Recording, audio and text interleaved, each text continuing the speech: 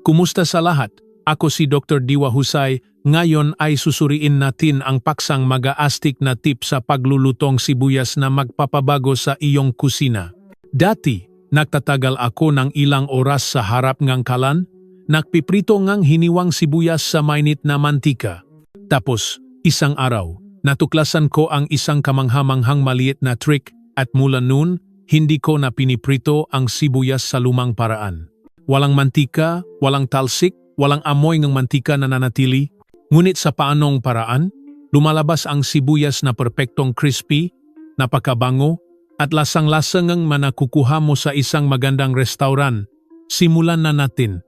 At sa lahat ng sangkap sa kusina, ang sibuyas ay isa sa pinakamadalas gamitin ngunit madalas din nating niluluto sa makaparaang hindi gaanong epektibo o mas masahol pa, hindi malusog. Maraming beses na akong nakakita ng mga Pilipino na nagluluto ng sibuyas sa parang prito na nagiwan ng mamantika at mabahong kusina. Ngunit may mas magandang paraan. Ngayon, ibabahagi ko sa inyo ang isang revolusyonaryong teknik sa pagluluto ng sibuyas na magpapabago sa inyong pananaw sa paghahanda ng masarap at crispy na sibuyas nang walang pagprito at walang kalat. Bakit mahalaga ang tamang paghahanda ng sibuyas? Ang sibuyas ay hindi lamang pampalasa. Ito ay mayaman din sa antioxidants at compounds na mabuti para sa puso. Ang tamang paghahanda nito ay hindi lamang nagpapaganda sa lasa at texture kundi nagpapanatili rin ng mga sustansya nito. Ang pagprito sa mantika ay nagdaragdag ng calories at taba na maring hindi kaya-aya para sa mga nagmamalasakit sa kanilang kalusugan. Bukod pa rito, ang amoying pinritong sibuyas ay maring kumapit sa buong bahay na ayaw natin lalo na sa mga apartment o maliliit na bahay sa Metro Manila. Ang proseso, mula paghiwa hanggang sa crispy perfection hakbang 1. Ang matalinong paghiwang sibuyas, walang luha, walang dulas. Ang unang hakbang ay ang pinakamahalaga para sa parehong kaligtasan at kalidad. Karaniwan, ang paghiwangang sibuyas ay maaring maging sanhingang pagluha at pagkadulas. Ngunit mayroon akong isang simpleng solusyon para diyan. Paghahanda ng sibuyas. Kumuha ng isang sibuyas. Gumamit ng kutsilyo para putulin ang tuktok at ang ugat nito. Dahan-dahang balatan ang tuyong panlabas na balat. Mahalaga na hugasan itong mabuti sa ilalim ng umaagos na tubig upang alisin ang anumang dumi at impurities. Tinitiyak na ito ay malinis bago lutuin. Sa Pilipinas, maraming klaseng sibuyas ang matatagpuan mula sa pula hanggang sa puti at lahat ng ito ay angkop para sa paraang ito.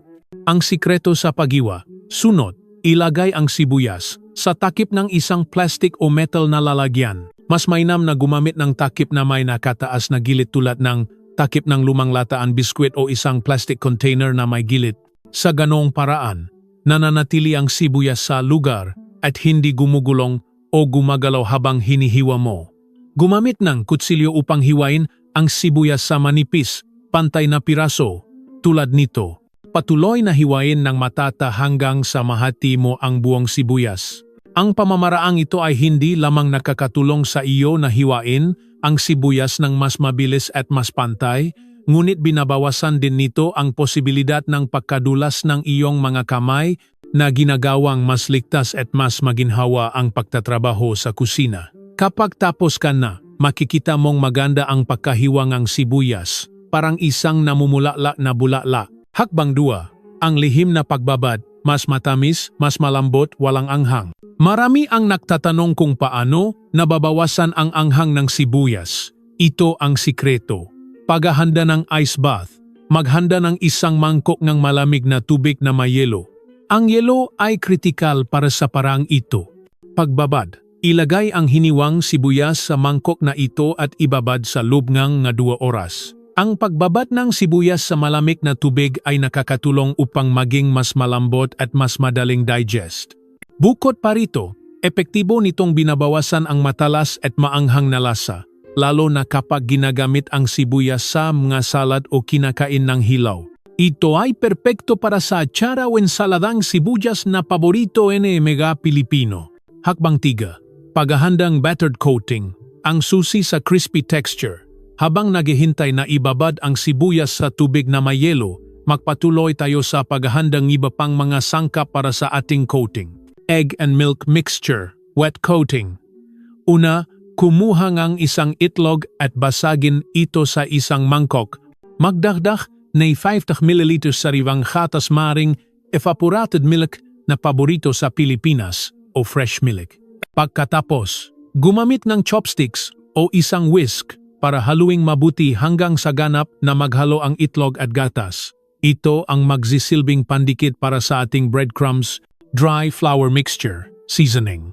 Sunod, ihanda ang pinahalong tuyong harina. Gumamit ng malaking plato o mababaw na tray. Pagkatapos, isa-isang idagdag ang mga sumusunod na sangkap. 100 gram all-purpose flour, 1,4 kutsarita ng itim na paminta, 1,2 kutsarita ng sweet paprika na nagbibigay ng magandang kulay at bahagyang tamis, at 1,2 kutsarita ng asin. Haluin ang lahat ng pantay upang makagawa ng masarap na pinahalong tuyong harina.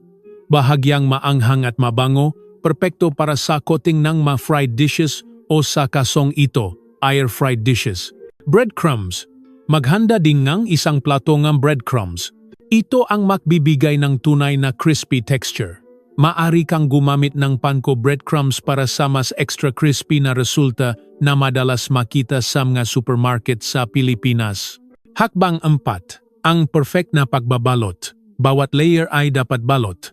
Ito ang yukto kung saan ang bawat hiwang ng sibuyas ay nababalutan ng perpektong coating. Flour coating, first layer. Ngayon, ilagay ang sibuyas na naibabad at na-drain na ng mabuti. Sa tuyong harina na inihanda mo kanina, gumamit ng kutsara o iyong magkamay para dahan-dahang iwisik ang harina sa buong ibabaw ng mapiraso ng sibuyas. Kasabay nito, dahan-dahang paghiwalayin ang ma-layer ng sibuyas upang makapasok ang harina sa pagitan na bumabalot ng pantay sa loob at labas. Siguraduhin na ang bawat piraso ng sibuyas ay nababalutan ng manipis, pantay na layer ng harina na walang naiwan na lugar. Panghuli, dahan-dahang iling ang labis na harina upang maiwasan ang masyadong makapal na coating na nakakatulong upang lumabas ang pritong sibuyas na crispy nang hindi nagiging tuyo o matigas. Egg and milk coating, second layer. Sunod, ilagay ang sibuyas na nababalutan ng harina sa isang malaking mangkok. Dahan-dahang ibuhos ang pinahalong itlog at gatas sa ibabaw nito. Tinitiyak na ang lahat ng sibuyas ay pantay na nababad. Maari kang gumamit ng kutsara o magsuot ng guwantes upang dahan-dahang haluin na nakakatulong sa pinahalong balutan ng pantay ang bawat layer ng sibuyas. Tandaan, hawakan ng may pag-ingat upang maiwasan ang pagbasag o paghihiwalay ng malayer ng sibuyas na nagpapanatili ng orihinal nitong kaakit-akit na hugis. Breadcrumbs coating, final layer.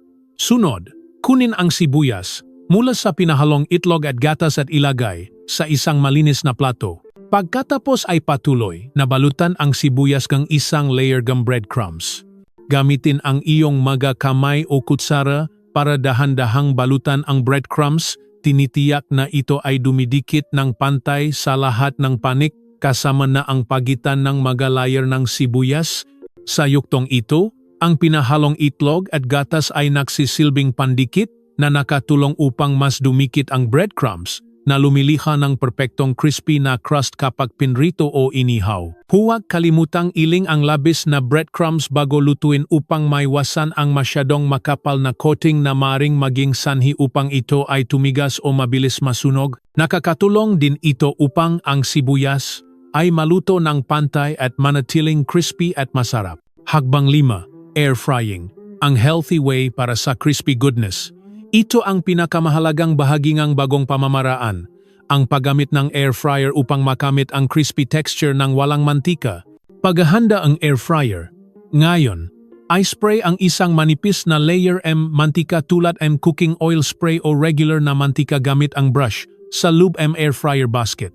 Nakakatulong ito upang maiwasan ang pagdikit at nagpapahintulot sa sibuyas na maluto ng mas pantay habang inihaw.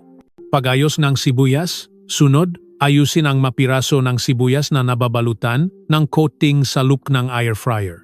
Siguraduhin na hindi sila makadikit para masigurong pantay ang pagluto ng bawat isa. Pre-cooking oil spray.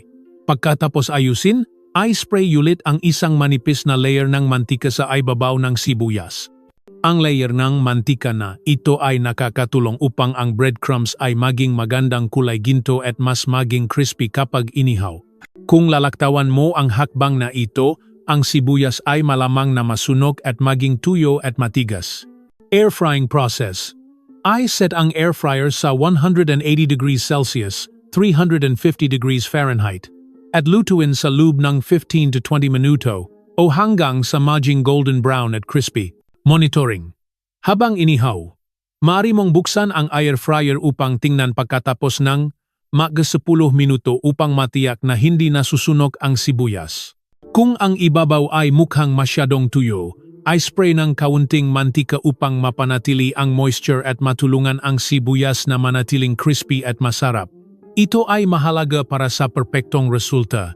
Hakbang 6. Ang perfect dipping sauce. Ang kasamaang crispy sibuyas.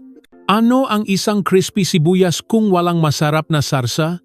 Narito ang isang simple ngunit masarap na sarsa. Paghahanda ng sarsa, kailangan mo lang mahanda ng isang maliit na mangkok. Pagkatapos ay magdagdag ng 2 kutsara ng mayonnaise at 1 kutsara ng ketchup. Gumamit ng kutsara para haluing mabuti hanggang sa maging makinis at ganap na maghalo ang pinahalong. Pagpapayaman na lasa.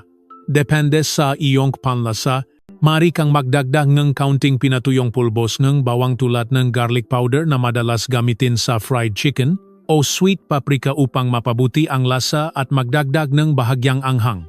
Ang sarsa na ito ay mayaman creamy, bahagyang matamis at maasim na lasa. Perpekto para sa paglubog ng crispy na pritong sibuyas na nagpapabuo at nagpapasarap sa ulam. Hakbang 7. Paghahain at pagtikim. Ang reward. Pagkatapos ng lahat ng paghahanda, ito na ang pinakamahalagang bahagi, ang pagtikim. Paghahanda para sa pagkain. Pagkatapos ng oras, buksan ang air fryer upang tingnan. Oh, tingnan mo! Ang pritong sibuyas ay naging magandang kulay ginto, mukhang talagang kaakit-akit at masarap. Ngayon, ang kailangan mo lang gawin ay ilagay sa plato ang pritong sibuyas, magdagdag isang mangkok ng masarap na sarsa sa gilid at handa na ang ulam para kainin. Ang karanasan. Ang panlabas na crust ay crispy. Ang loob ng sibuyas ay malambot at matamis. At kapag nilubok sa mayaman, bahagyang maasim na sarsa, siguradong magpapainlove ito pagkatapos ng isang kagat. Perpekto itong pulutan o side dish para sa anumang pagkain. Bonus tip mula kay Dr. Diwa Husay. Ang tamang pagimbak ng sibuyas para sa matagal na freshness. Kung marami kang sibuyas na hindi mo pa nagamit, narito ang isang napaka-epektibong tip sa pagimba na dapat mong subukan kaagad upang maiwasan ang pagkasayang at pagtubo ng sibuyas na madalas mangyari sa ating mainit na klima, mga lalagyan. Maari kang gumamit ng mabagay tulad ng mesh bags, tulad ng manet bags na binibilhan ng bawang sa palengke, paper bags, o baskets upang mag-imba ng sibuyas. Ang magaganitong uring lalagyan ay may magandang ventilasyon na nakatulong upang manatiling tuyo, mahangin, at binabawasan ang posibilidad ng pagkaluma o pagtubo. Iwasan ang mga plastic bag na walang butas.